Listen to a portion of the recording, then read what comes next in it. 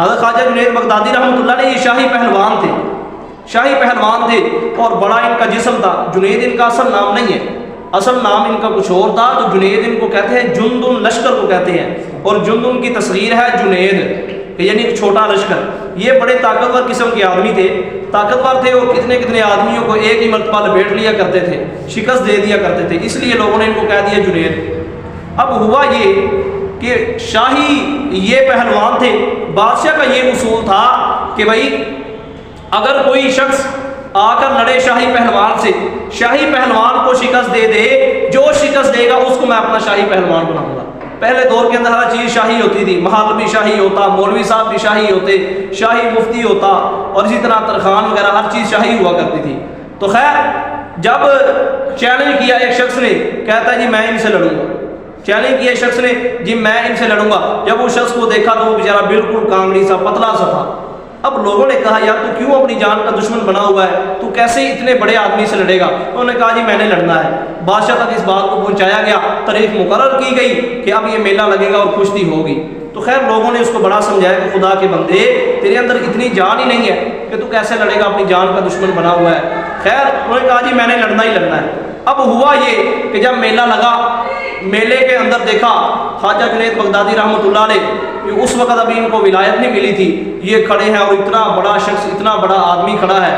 جیسے ہی کھڑا ہوا لوگوں نے کہا کہ اب یہ کیا ہو گیا، اور دور دور سے لوگ میلہ دیکھنے کے لیے آ گئے۔ خیر جب وہ لڑنے والا مقابل شخص آیا، پتلا سا شخص، جب وہ میدان میں آیا لوگ دیکھنے لگے اب یہ ہوتا کیا ہے یہاں، ہم دیکھتے ہیں یہاں کیا معاملات بنتے ہیں۔ خیر جب قریب آئے تو حضرت جنید بغدادی رحمۃ اللہ علیہ یہ فرمانے لگے، کہتے ہیں خدا کے بندے کیوں اپنی جان کا دشمن ہے، تم اپنے آپ کو نقصان پہنچانا چاہتا ہے، ابھی بھی یہاں سے چلا جا، لڑائی شروع نہیں۔ کہتا ہے جی میں نے آپ سے لڑنا ہی لڑنا ہے۔ کہتے ہیں چلو ٹھیک ہے۔ خیر جب ادھر سے لڑائی کی آواز آئی، لڑنے کے لیے تیار ہو گئی، جب پنجے میں پنجہ ڈالا تو اس کو ایسے ہی تھوڑا سا جھٹکا دیا، وہ نیچے گر گیا۔ خواجہ جنید بغدادی رحمۃ اللہ علیہ اوپر بیٹھ گئے اور کہنے لگے کہ میں نے تجھے منع کیا تھا۔ اب وہ سامنے والا آدمی رونا شروع ہو گیا، کہتا ہے تمہیں پتہ ہے میں کون ہوں؟ کہا جی نہیں۔ کہتا ہے جی میں سید ہوں، میں غریب آدمی ہوں، صدقہ خیرات مجھ پہ لگتا نہیں ہے، کسی قسم کا صدقہ مجھ پہ نہیں لگتا، اس لیے مجبور ہو کے آ گیا ہوں۔ تیرا کیا جانا ہے، تیری شان تو پھر بھی ہے، تیرا کیا جانا ہے؟ اگر آج میں جیت گیا تو میرے گھر کا نظام سیدھا چل جائے گا۔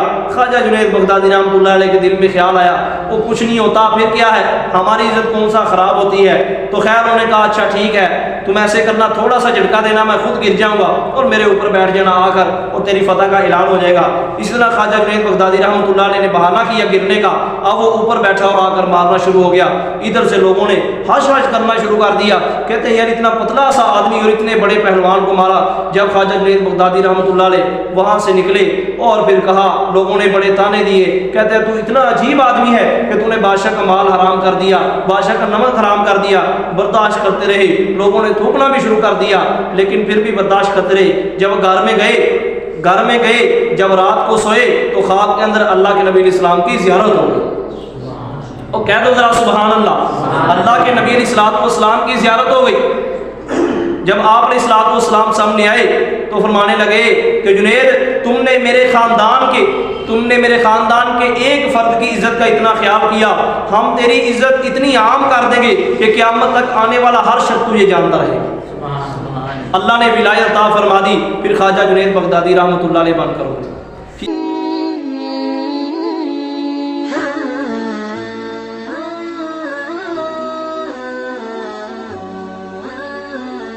Mm-hmm.